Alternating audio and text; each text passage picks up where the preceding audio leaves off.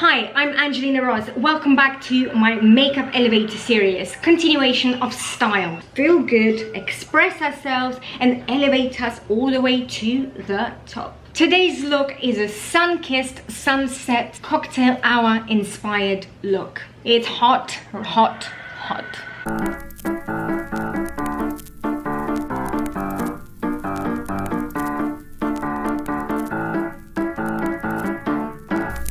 I have to admit, and to be scared of color eyeshadow, I end up thinking of 80s. Whitney Houston, I Wanna Dance With Somebody video. Early Madonna, Human League, Prince. And that kind of scared me a little bit. I feel the modern way to do it is to bring it in subtly and really blend out the eyeshadows. Makeup for me was always something that complemented my style. It could complement my dress or my eye color, whatever earrings I was wearing that night, for a harmonious kaleidoscope of colors, of happiness. Because for me, color really is about, well, adding color to your life. What I wanted to do is focus today's look on pink eyeshadow. I was so scared of doing the pink eyes and looking very kind of ill and rabbit-like. But actually, same as with picking the right shadow of a red color lipstick for you, I feel it's just as important to pick the right pink eyeshadow. If you're very cool toned, you could get away with berry shades for your cheeks, for your lips, for your eyeshadow. For someone like me that's very olivey and yellow undertone, I like to go peach, soft, pastel. Always start with my skin first. I am getting all kinds of breakouts around the nose. I'm starting off with concealer to, of course, get rid of this situation. Even though very natural and sheer, I'm going to go a little bit more heavier, even though it's just best to leave it when you're faced with unwanted friends that come to visit on your skin. I just don't want even the slighter reminder of redness coming through.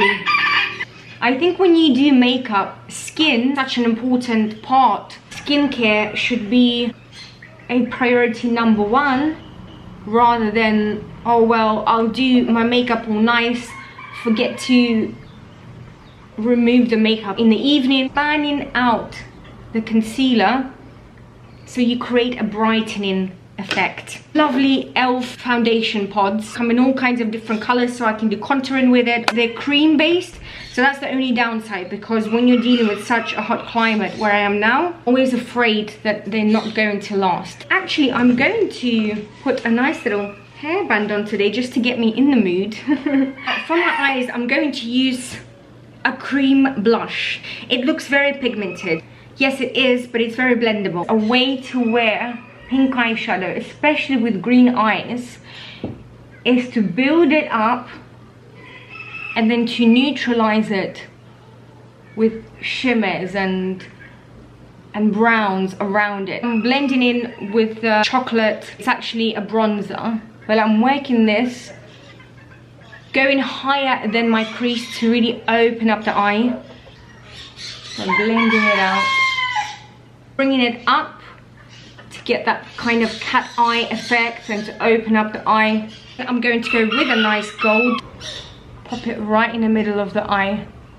This is really shimmery. Because today's theme is sun-kissed and sunset, it should all be nice and rosy, just like the pink sky that we see. Do this with a concealer to really cut the eyeshadow. I mean, look how that really cuts the eye and brings everything up. How to incorporate colors within your eyeshadow. So really, it doesn't have to be bam, bam, bam, colors popping here, there, any kind of crazy color. Go for colors that work for you. Highlighter and add it just under the brow. I really think this complements the whole eyeshadow look that I'm going for. Along the cheekbones, along the nose, upper lip, and a little bit on the forehead.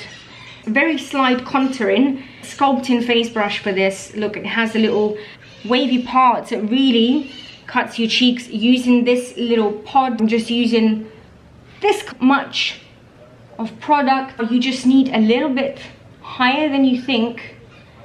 Hide the huge forehead, of course, that I have, so it looks like a flush moment. Just a little bit on the nose. I will blend this out. Tip of the nose to shorten the nose a little bit. Be cautious picking the right tone for your contour. These are actually foundation blocks, so these are a little bit more on the richer side, but for my skin tone, yellow undertone, it works really well. But don't go for things that are too orangey. I'm contouring the neck slightly, collarbone. Why should we just stop at our faces? You know, I always cover the shoulders and the neck, whether it be a bronzer or a shimmer. Blending out the nose just a bit, so I feel kind of chocolate now. This is a technique that I saw, I think it was Lisa Eldridge, who's a fantastic makeup artist. I didn't know you could backcomb the eyebrows. This was new to me. So then you're able to see where you have gaps that need filling. Very blonde eyebrow pencil. Obviously over plucked in my time. My eyebrows are still quite full, but oh my god, they were fantastic when I was younger. What was I thinking? They were plucked into an oblivion by one makeup artist that I will never forgive till this day. But such is life. Let's move on. Of course, curling the eyelashes. Do not skip this step. I get lazy sometimes too, thinking, well, mascara I have, it's gonna do the work for me, but the difference. Once I curl the eyelashes, go for the mascara immediately to lock them in place. If I went for brown mascara, maybe my eyes would get lost. So I really want to get in at the roots.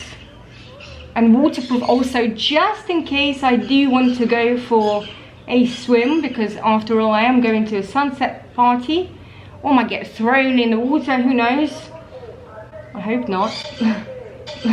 Spending time really jigging the mascara wand at the roots and brush them out. Hate cloggy mascaras. I don't understand it. I think it's hideous, and I can only imagine other people looking at your eyes and all they see is just mascara goops. It's not sexy. The whole point of mascara is to be able to see your eyes and not to see the mascara. Now probably onto one of the most important steps of this makeup. Blush, blush, blush. So pink in your face. I used it along the eyes. And what's great, because it's a cream blush, is you can blend it out. Take the brush that you use to maybe put your concealer or foundation on and use that to blend it away. A little flirty flush, like you've been out in the sun. Really play with this or downplay it as much as you want. Why couldn't you use blush for all three elements, your eyes, your cheeks and your lips?